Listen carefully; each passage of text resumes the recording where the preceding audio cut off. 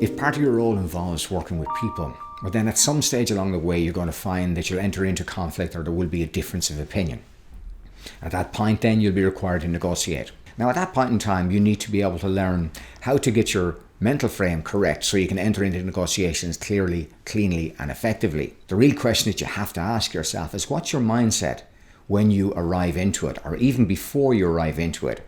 How have you been talking to yourself? How have you been judging this frame? And have you arrived at a judgment already? The bigger question really is, did you judge this before you arrived? Did you have discussions in your mind about how it should go, how it will go, and who this person is or isn't?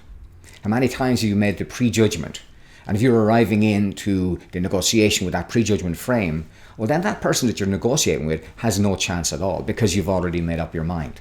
The best negotiators are really good at this. It's a good idea for you to check in with your own prejudice, with your own bias, with your own judgment frame before you go in, and begin to set it aside for a time and find out what will happen if you engage in a way whereby you're simply being objective. I've worked in business for several years, and the biggest challenge that I've seen is that very often when a person comes into a context, whether it's appraisal or negotiation, that the person that's doing the appraisal or negotiation has their mind made up already, so that they're waiting with confirmation bias to be able to prove themselves right.